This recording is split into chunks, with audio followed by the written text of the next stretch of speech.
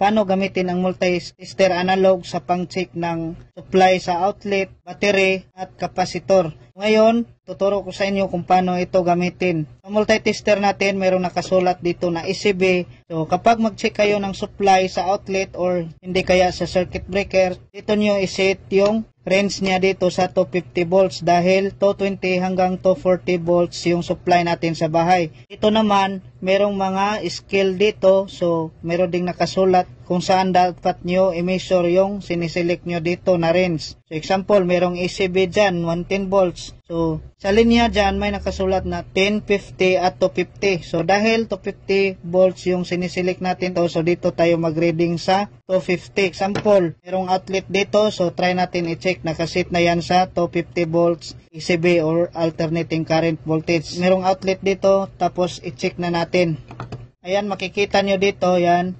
Yang gumagalaw na yan. Yan yung needle point para malaman natin kung ilang voltahe ang nasa outlet. So ngayon nasa 250 volts. Yung set natin dito sa range. Tapos may nakasulat dito na 50, 100, 150, 200 at 250. So ibig sabihin dito 200, itong sa gitna naman nasa 125. So dahil lagpas ito ng dalawa, so nasa 230 volts tayo ngayon. Next naman, meron ditong battery na 12 volts mahigit. So, test natin kung ilang voltage na lang ang meron dito. Ngayon, tapos na tayo sa ECB. So, dito naman sa kabila, meron nakasulat dito na DC volts or direct current voltage. Ibig sabihin nito, so ito yung battery. So, pwede tayo mag-check ng voltahe sa mga battery. May nakasulat din dito, 2.5, 10, 50, 250 to hanggang 1,000 volts. Dahil yung battery ay nasa 12 volts lang mahigit, so select natin dito sa 50 kasi lagpas na siya, hindi na natin ma-reading kasi nasa 10 lang yung mababa, walang 15. Sa battery naman, kapag mag-reading kayo, same lang yung scale dito sa battery at AC volts or alternating current volts. So, dito pa rin tayo magre-reading. Meron kasulat dito 10, 50. So, ngayon dahil nakaset tayo sa 50, so pwede na nating i-reading. Ang battery ay may polarity ito,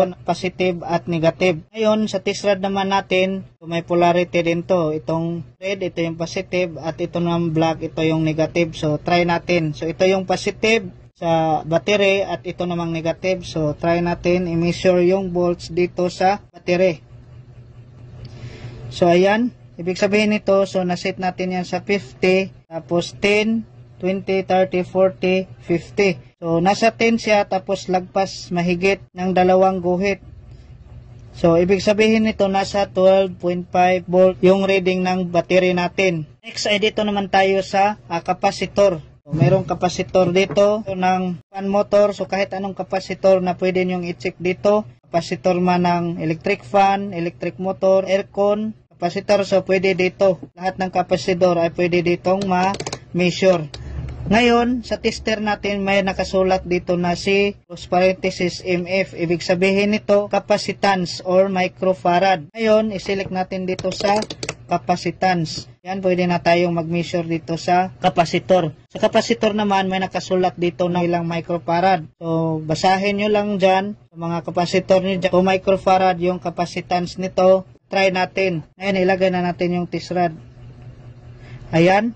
So, pumatak siya sa dulo at bumalik pa unti-unti, ibig sabihin yan, goods yan. So, yan yung pagtester ng kapasitor guys. Pero, pag magtester tayo nito, hindi natin alam kung ilang capacitance na lang ang sa loob nito. Mas maganda kapag bumili kayo ng tester, so doon na kayo sa digital para mas ma-measure niya yung exact na laman ng capacitance dito sa kapasitor natin. Ngayon dito naman tayo sa resistance. Ngayon meron tayo ditong outlet, so try natin gamitin yung resistance. So ibig sabihin nito, pag ganitong resistance ay troubleshooting na yan. So continuity ang hinahanap natin dito. So ganito mag-check ng outlet kung sira na ba or hindi pa. So ngayon sa tester natin may nakasulat dito na times 1, times 10, times 100 at times 1K. Ibig sabihin nito guys, resistance to. So, ito, merong symbol dito na ohms. So, ito yung resistance. So, ngayon, kapag mag-trouble kayo ng outlet, so, select nyo lang ito sa times 1. Tapos,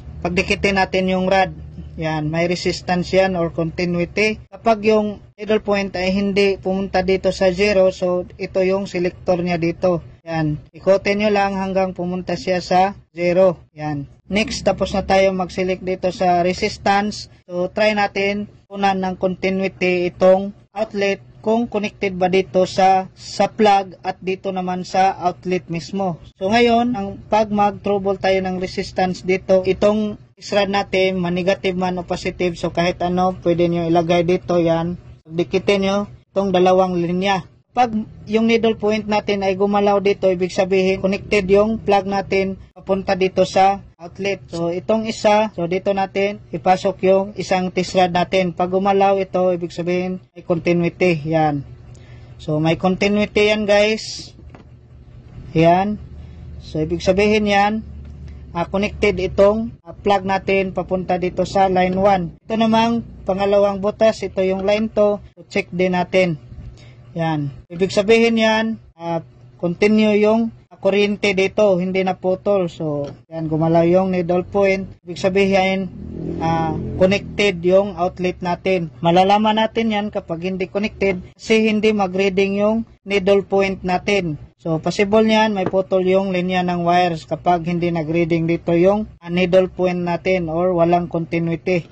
Yan, merong continuity yan. So, ibig sabihin, goods yung outlet natin.